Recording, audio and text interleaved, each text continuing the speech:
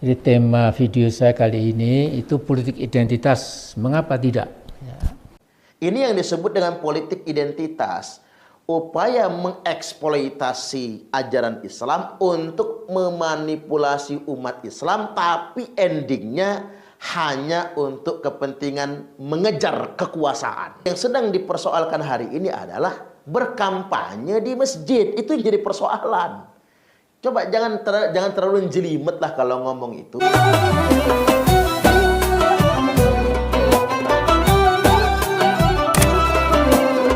Assalamualaikum warahmatullahi wabarakatuh.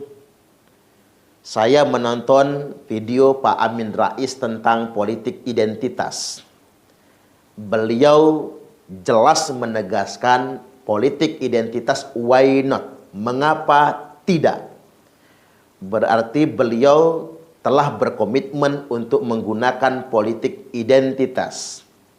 Walaupun tidak semuanya, ada beberapa hal yang hendak saya komentari dari ucapan Pak Amin Rais.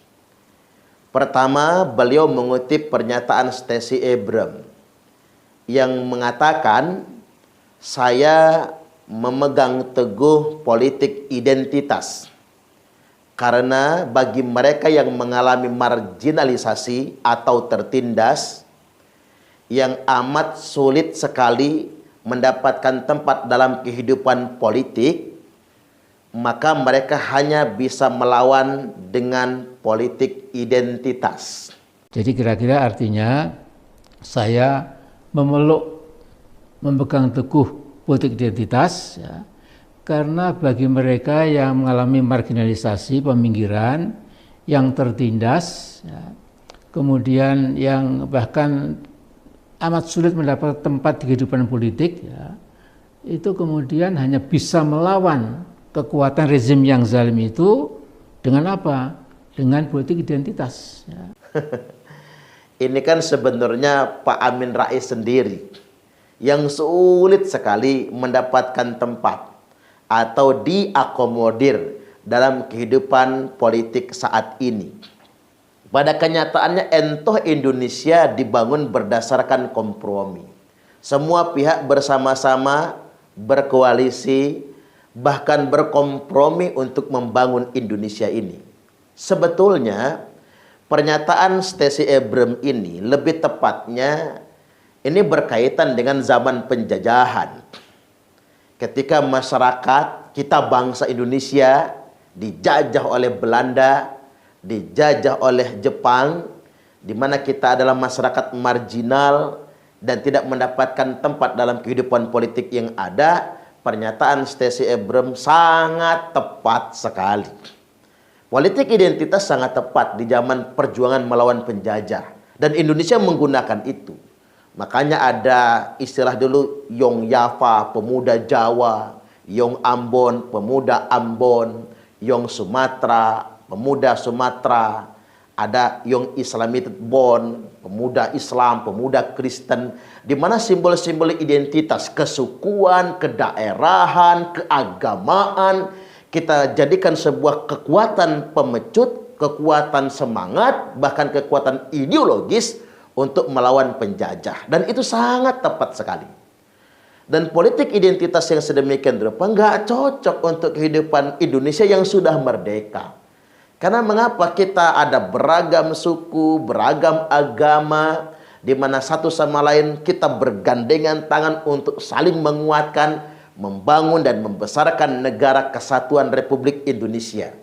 Jangan sampai kerjasama kita dibatasi oleh sekat-sekat suku, budaya, agama, dan lain sebagainya. Kita ingin bekerja sama, berdiri sama tinggi, duduk pun sama rendah. Dan hari ini tidak ada yang termarginalkan. Ya mungkin ada pihak-pihak yang merasa tidak terakomodir oleh kekuasaan yang ada. Kan jelas sekali ada pihak yang berkuasa, ada pihak oposisi. Ini kan untuk keseimbangan bagi kita semua. Jadi sekali lagi agak lucu pernyataan Pak Amin Rais tersebut sebetulnya ketika dia mengutip Stacey Abrams. Sedangkan kita hidup di zaman kemerdekaan, di zaman kebebasan, yang kita pikir sekarang ini bagaimana kita membangun republik ini. Dan membangun negara ini kan nggak semuanya harus jadi eksekutif. Membangun negara ini nggak semuanya harus menjadi presiden. Kita bisa dengan peran kita masing-masing. Yang penting saling menguatkan satu sama lainnya untuk satu tujuan. Semakin berjayanya dan terjaganya negara kesatuan Republik Indonesia. Baik, pernyataan yang berikutnya dari Pak Amin Rais.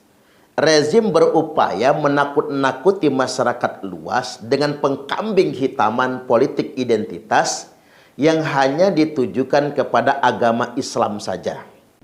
Upaya menakut-nakuti masyarakat luas lewat pengkambing hitaman politik identitas yang hanya ditujukan kepada agama Islam, inilah yang akan melahirkan absolutisme politik di Indonesia. Nah, itu kan kata Pak Amin Rais. Saya dan sebagian besar kaum muslimin yang lainnya tidak merasa demikian kok. Hari ini tak sesederhana itu. Hari ini yang sedang dipersoalkan adalah ada segerombolan orang mengeksploitasi bahasa-bahasa agama, mengeksploitasi bahasa-bahasa Islam demi kepentingan politik. Aksi-aksi politik mereka atasnamakan jihad, mereka atasnamakan bela Islam. Seakan-akan hanya ada sekelompok orang saja yang membela Islam.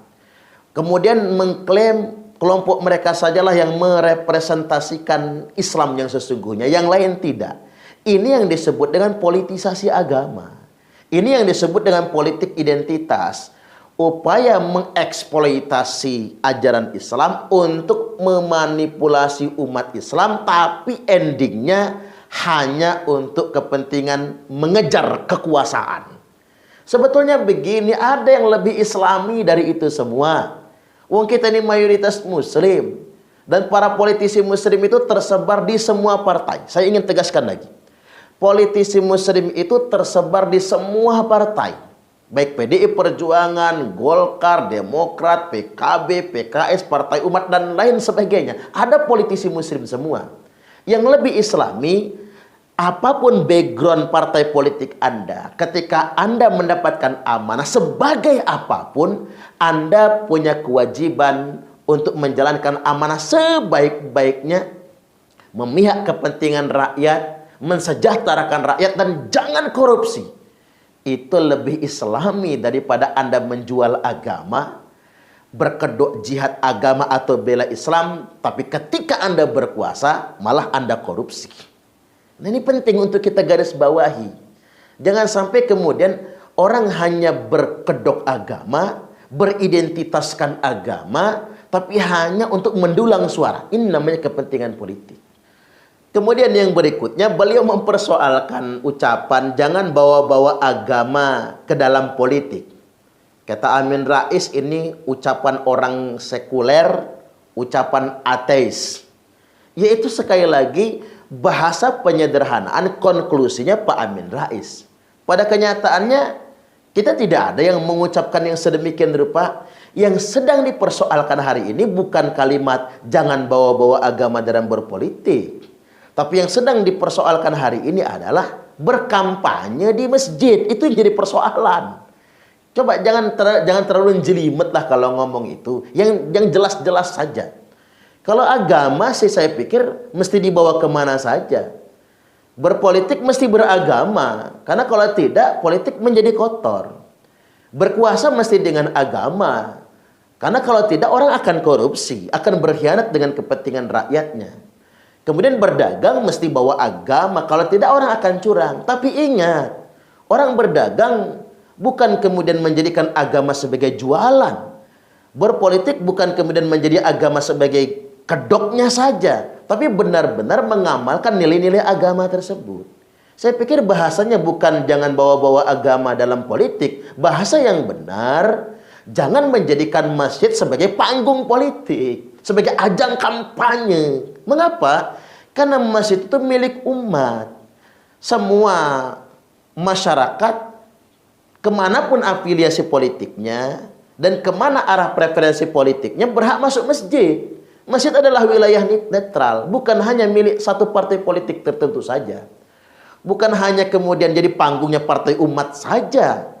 Semua latar belakang politik apapun, orang PDI, orang Golkar, orang apapun layak untuk sholat ke masjid dan beribadah ke masjid. Itulah mengapa tegas dikatakan tidak boleh berkampanye di masjid dan tidak boleh berpolitik di dalam masjid. Maksudnya adalah politik praktis. Nah, ini yang mesti dipahami sebetulnya. Sadarlah bahwasanya hari ini yang sedang dipersoalkan adalah larangan berkampanye politik praktis di dalam masjid. Itu yang terlarang. Dan perlu saya sampaikan kepada segenap umat, hati-hati. Agama paling mudah digunakan sebagai alat untuk memanipulasi umat. Kejahatan yang mengatasnamakan agama akan diterima sebagai sebuah kebenaran oleh orang awam. Oleh karena itu, menipu umat paling gampang dengan bahasa-bahasa agama. Ya, ada baiknya kita nonton konten lanjutan berikut ini. Termasuk kampanye politik di dalam masjid. Ada bahasa-bahasa yang menyesatkan dari kaum sekuler. Apa kata mereka? Jangan bawa-bawa urusan politik ke dalam masjid. Hish, najis itu perkataan. Wes angel. Udah semangat, ngotot, nyalah-nyalahin orang, ternyata dia yang salah.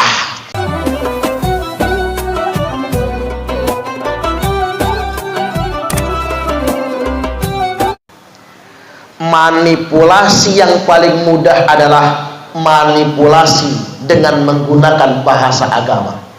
Menipu paling gampang, nipu pakai bahasa agama. Makanya banyak dukun cabul, Pak, karena nipu pakai bahasa agama. Fitnah yang paling mudah adalah fitnah menggunakan narasi keagamaan. Kejahatan yang mengatasnamakan agama akan diterima sebagai sebuah kebenaran. Makanya hati-hati sekarang, banyak orang memanipulasi agama untuk kepentingan yang salah. Nah, ini tahun politik, sumbang saran, ada kelompok-kelompok politik yang sengaja menjadikan musola, masjid sebagai panggung-panggung politik. Padahal sebetulnya haram kampanye di masjid. Begini Bapak Ibu, kalau urusan pemerintahan di masjid boleh, Pak. Pak Kades mimpin warga membicarakan tentang bagaimana perbaikan talud. Musyawarahnya di masjid bagus, nggak apa-apa. Membicarakan urusan negara di dalam masjid boleh. Membicarakan urusan pemerintah di dalam masjid boleh, nggak apa-apa. Bahkan mohon maaf, melantik kepala desa, melantik bupati boleh di masjid, nggak apa-apa. Tapi pelantikannya, kampanye nggak boleh. Beda. Kita ambil kias dari berdagang. Dagang itu boleh nggak? Boleh kan? Bahkan dagang itu adalah pintu rezeki yang paling banyak. Cuman dagang di dalam masjid haram hukumnya. Dagang itu bagus, dagang itu boleh, tapi berdagang di dalam masjid haram hukumnya. Makanya dalam kitab Tanqihul Qaul disebutkan, man takallama bi kalamid dunya, barang siapa yang berbicara dengan kalam dunia, percakapan dunia, mempropagandakan dunia fil masjid, di dalam masjid, ahbatallahu amalahu arba'ina sanah, maka Allah akan menghapuskan semua amalnya 40 tahun lamanya. Apa itu? Bicara tentang perkara dunia, man takallama bi kalamid dunya, memarketingkan bisnis di dalam masjid, jualan promosi di dalam masjid, termasuk kampanye politik di dalam masjid, maka akan dihapuskan semua amalnya. Makanya siapapun, politisi-politisi, calon-calon, partai-partai, kalau Anda semua kampanye di dalam masjid, maka boleh jadi Anda semua akan sial 40 tahun lamanya. Jangan macem-macem. Kelompok-kelompok itu Pak ngotot. Mereka nuduh kita yang nggak boleh kampanye di masjid itu sekuler. Ada bahasa-bahasa yang menyesatkan dari kaum sekuler. Apa kata mereka? Jangan bawa-bawa urusan politik ke dalam masjid. Hish, najis itu perkataan. Wes angel.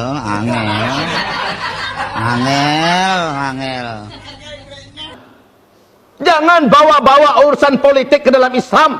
Urusan Islam ini sebatas masjid saja. Untuk urusan politik itu urusan raja, itu urusan pemerintah di luar sana. Najis itu perkataan. Angel temen tuturamu. Ini ngotot itu. Dia nuduh kita sekuler. Memang mereka tuh begitu Bapak Ibu. Kalau nggak setuju sama kita, nuduhnya sekuler, nuduhnya liberal, nuduhnya Syiah. Betapa banyak Pak Kiai-Kiai NU difitnah sekuler, difitnah liberal, difitnah Syiah dan lain sebagainya. Itu kerjaan mereka. Kalau mereka sudah kalah debat, kalah argumentasi, maka mereka menuduh dan memfitnah. Itu pun pakai bahasa agama. Sayangnya lagi yang ngotot betul boleh kampanye di masjid itu, dia berdalil pada pengangkatan Abu Bakar. Kata dia, Abu Bakar itu terpilih di dalam masjid, udah semangat, ngotot, nyalah-nyalahin orang, ternyata dia yang salah. Ketika Nabi Muhammad SAW meninggal, apakah terlebih dahulu para sahabat menyelenggarakan jenazah Nabi, dimandikan, dikafani, dikuburkan, disolatkan? Enggak, bukan itu duluan yang diselesaikan oleh para sahabat, tetapi menunjuk siapa yang akan memimpin setelah Nabi Muhammad SAW. Karena ini perkara strategis, dan itu diselesaikan di masjid, dan itu diselesaikan di masjid, dan itu diselesaikan di masjid. Udah semangat, ngotot, nyalah-nyalahin orang, ternyata dia yang salah. Abu Bakar di Sakifah Bani Sa'idah. Sakifah Bani Sa'idah itu bukan masjid. Sakifah Bani Sa'idah itu adalah balai pertemuan. Nabi wafat, mengapa para sahabat tidak membicarakan pengganti Nabi di dalam Masjid Nabawi? Karena menghormati masjid. Mengapa berbicaranya di balai pertemuan Sakifah Bani Sa'idah? Karena nggak boleh bicara suksesi politik di dalam masjid. Itu orang sudah ngotot salah. Kata bapak-bapak, yang mana ya? Nanti nonton di YouTube Pak. Ini kan saya upload. Pokoknya begini Bapak Ibu, tahun 2024 nanti Pilpres. Kita nggak mungkin sama pilihannya, betul nggak kira-kira? Terus begini Pak, jangan pernah berpikir saya dan kita harus sama dengan orang lain. Itu arogan namanya. Siapapun pilihan kita, Presiden 2024 sudah ditakdirkan oleh Allah. Setuju nggak kira-kira? Percayalah, entah Anies Baswedan, entah Ganjar Pranowo, entah Prabowo Subianto. Tapi kalau saya ini, maaf bukan kampanye, karena nggak boleh di masjid ini. Kalau saya maunya saya yang jadi presiden. Ya iya dong, tak janji pokoknya. Kalau saya jadi presiden, warga Sukamukti tak ajak ke Istana Negara semua. Pengajian pakai tarung di halaman istana saya. Nanti Pak Kades saya angkat jadi menteri dalam negeri. Jenengan tak jadiin menteri agama. Mbah Selamat menteri sekretaris negara. Jadi apalah negara saya itu ya. Kalau saya simpel Pak. Ngapa sih kita ngotot betul presiden kita harus menang? Kalau kalah nggak terima, udah 2 periode aja belum terima presiden ke siapa? Edan manusia itu. Ngapura oke? Saking nggak terimanya, jalan tol dinyinyir. Saking nggak suka sama Pak Jokowi, lah Jokowi aja bikin jalan tol nggak bisa dimakan. Emang siapa yang mau makan jalan tol? Nyinyir jalan tol setahun, 2 tahun, 3 tahun nyinyir jalan tol. Tahun kemarin boleh mudik Pak, mudiklah dia dari Bandar Lampung ke Palembang, pulang mudik pakai jalan tol kan enak. Kok sekarang 3 jam nyampe Palembang. Kata saya Jokowi menang langsung dia. Jangan benci kelamaan ge. Semua pemimpin itu ada baik ada buruknya, betul nggak kira-kira? Ya kalau saya ngukur aja. Kalau semua orang jelek di mata saya, emang kalau saya bagus kan belum tentu. Kalau saya jadi presiden, jangan-jangan miring Indonesia ini, Pak. Atau jungkir balik Indonesia ini, kan begitu. Kita ngukurnya sederhana. Jangan ngotot betul jadi manusia, merasa benar dewek. Nah, saya ingin tegaskan sekali lagi, jangan mau dengan orang-orang yang memanipulasi agama. Tegasnya begini, Pak. Urusan pemerintahan boleh di dalam masjid, urusan kenegaraan boleh di dalam masjid, karena itu kemaslahatan umat, nggak apa-apa. Sekali-kali rapat tidak di balai desa, rapatnya di masjid, silahkan, barokah, nggak apa-apa, yang penting bersih. Sambil rapat, sambil ngaji, kita nggak masalah. Yang nggak boleh itu cuma satu, kampanye di dalam masjid, dan itu menurut undang-undang melanggar hukum. Dan ingat, mengapa orang memanfaatkan masjid sebagai panggung politik, panggung kampanye? Karena orang paling mudah dimanipulasi pakai bahasa agama. Seolah-olah begini, dia dewek yang Islam, dia dewek yang bela Islam, yang lain tidak. Kita ini mengamalkan Islam itu gak perlu teriak-teriak bela Islam, yang penting amalkan nilai gitu dong. Bukan jubahnya yang dinilai, tapi niat kita, tujuan kita, amal dan konsistensi kita. Hati-hati dengan penipuan berkedok agama. Makanya saya jadi ingat cerita kiai saya, masuk akal ini ceritanya. Kata kiai saya, ada santri berak di kali. Pernah berak di kali gak sih, Pak? Pernah, kiai. Ada santri berak di kali. Lagi nongkrong berak di kali, disundul ikan jeleduk, kecebur dalam kali. Santrinya kuesel, pulang dia ke rumah, ngambil jaring, ngambil jalak, pokoknya ikannya harus ditangkap. Dapat ikannya, Pak, lele jumbo itu yang segede paha. Santrinya kaget, pantesan aku disuruh ngantek kecebur, ternyata ikannya segede paha. Untung nggak salah nyundul dia tadi. Kalau salah habis dah saya. Iya juga ya, Pak, karena ada orang nongkrong di kolam, disundul lele, potol, masuk rumah sakit, Pak. Nah, dibawalah ikan pulang ke rumah, tapi santri ini bingung, niki iwae halal nopo haram. Ya kalau ikan mah halal, cuman ikan yang nyundul itu halal enggak kalau dimakan. Bingunglah santrinya, dibawa ke rumah guru ngaji. Sampai rumah guru ngajinya, dia tanya, Pak Ustadz, kula badhe tanglet. Tanya apaan? Saya tadi berak di kali, disundul ikan jeleduk kecebur dalam kali. Ikannya saya tangkap, tapi saya bingung, niki iwae halal nopo haram. Kata ustadznya, nanti dulu kita buka kitab dulu. Buka kitab lama setengah jam. Apa Pak Ustadz? Nanti dulu. Begini kata beliau, rojulun kesundulun iwaun. Santrinya mikir, kok kenal kalimatnya ini ya. Rojulun kesundulun iwaun fahuwa haramun jidan. Artinya apa Pak Ustadz? Rojulun, bila ada laki-laki kesundul iwaun ikan, maka ikannya hukumnya haram, tidak boleh dimakan. Oh ngono toh. Kalau ya sudah, kalau begitu kita pulangin ke sungai lagi. Mau ikannya masih hidup. Kata ustadznya, nanti dulu, masih ada lanjutannya. Wa in ustadzun setugelun fahuwa halalun.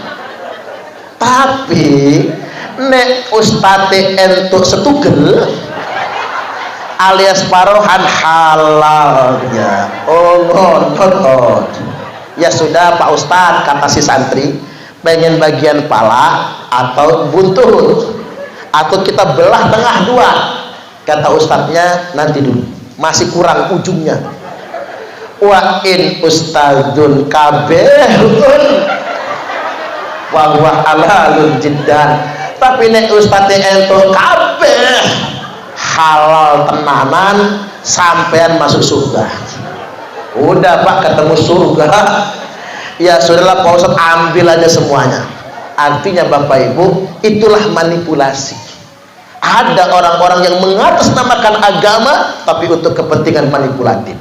Makanya hati-hati, kita di kampung jangan gampang percaya dengan hoax, berita bohong dan lain sebagainya. Setuju tidak kira-kira? Kita warga Sukamukti, Kecamatan Mesuji, menolak politik identitas. Setuju atau setuju? Tepuk tangan dulu. Mana enak masuk YouTube-nya nanti.